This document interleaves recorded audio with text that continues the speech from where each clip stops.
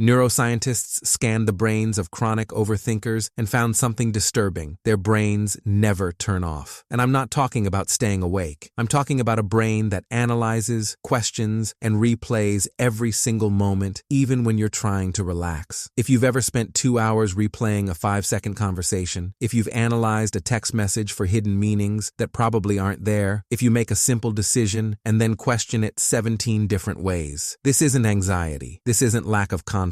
This is your brain operating in a mode that psychologists have been studying for decades, and what they've discovered will change how you see yourself. Last month, I sent a work email. 3 sentences, professional, clear, and for the next 40 minutes, I couldn't stop thinking about it. Did I sound too casual? Should I have used different words? What if they misinterpret that sentence? Maybe I should send a follow-up. No, that's weird. But what if my brain was running simulations of every possible outcome of a 3-sentence email? That's when I realized something was different about how my brain processes information. So I did what any obsessive overthinker does. I researched it for hours. What I found wasn't just about me. It's about millions of people whose brains work this way. And the psychology behind it is darker than most people realize. Here's the first thing you need to understand, and it's going to make a lot of things click into place. Your brain has something called the default mode network. It's the part of your brain that activates when you're not focused on a specific task, when you're daydreaming, reflecting, or just thinking. For most people, this network turns on during downtime and turns off when they need to focus. But neuroscientists at Stanford discovered something shocking about chronic overthinkers. Their default mode network never fully shuts off. Think about what that means. While you're working, part of your brain is still running background thoughts. While you're having a conversation,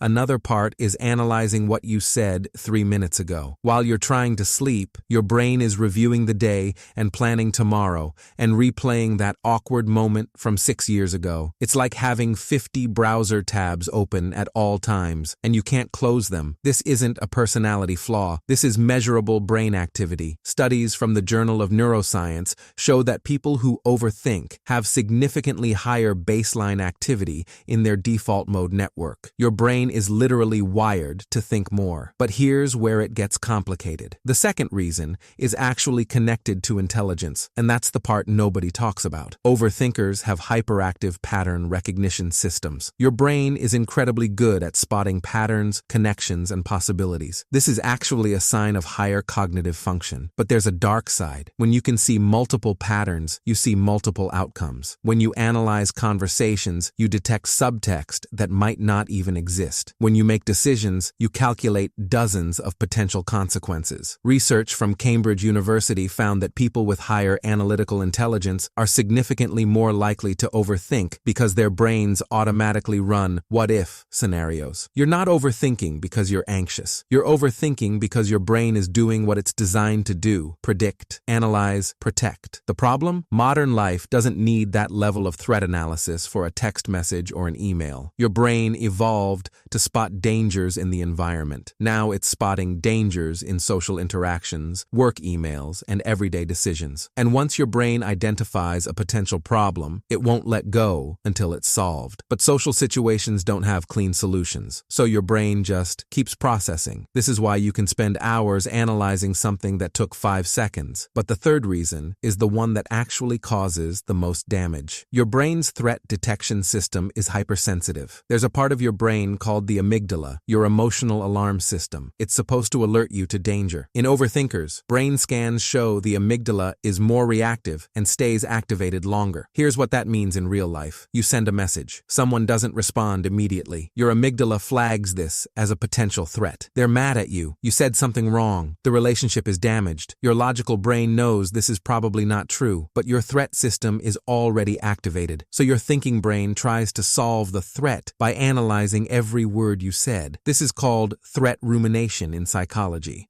And here's the cruel part. Overthinking was supposed to protect you. Your brain thinks if it analyzes every angle, you'll avoid mistakes and stay safe. But the overthinking itself becomes the threat. It creates anxiety, damages your peace, and ironically makes you more likely to make mistakes because you're mentally exhausted. Psychologists call this the overthinking paradox. The solution becomes the problem. So what do you actually do about this? Here's what the research says. Works. Set a thinking deadline. Your brain will analyze something forever forever if you let it. So don't let it. When you catch yourself overthinking, set a timer for 5 minutes. Think about it fully for those 5 minutes. Then make a decision and move on. Studies show that time boxing your overthinking actually improves decision quality because it forces your brain to prioritize the most important factors instead of spiraling into irrelevant details. This isn't about stopping your thoughts. It's about containing them. Externalize your thoughts. Your brain loops because it's trying to hold everything in your head at once. Write it down, all of it. The thoughts, the worries, the what-ifs. Research from the University of Chicago shows that the physical act of writing thoughts down reduces the mental load by up to 40%. Once it's on paper, your brain can stop using energy to remember to think about it. Journaling isn't just therapeutic. It's cognitive offloading. Redirect your pattern recognition. Your brain is good at finding patterns, so give it better patterns to find. When you catch yourself overanalyzing a social interaction, redirect. Analyze a problem at work. Study something interesting. Solve a puzzle. Your brain wants to analyze, so let it analyze something productive instead of replaying conversations. This is called cognitive redirection in psychology. You're not fighting your brain's nature. You're channeling it. Here's what I need you to understand. Overthinking isn't a character flaw. It's not weakness. It's not lack of confidence. It's a brain that's wired for deep analysis, pattern recognition, and threat detection. In the right context, these are superpowers. The problem isn't your brain. The problem is that your Stone Age threat detection system is being applied to modern problems that don't need that level of analysis. You don't need to fix yourself. You need to understand how your brain works and give it better directions. If you've ever been told to just stop overthinking, now you know why that's impossible. You can't just turn off a hyperactive default mode network, but you can manage it, direct it, use it. Now I want to hear from you. What's the last thing you overthought? Drop it in the comments. Let's normalize this. And if you want more psychology content that explains why your brain does what it does, subscribe. Next week, why smart people make stupid decisions. The psychology of self-sabotage. Remember, your overthinking brain isn't broken. It's just running software designed for a different world. You just need to update the operating system.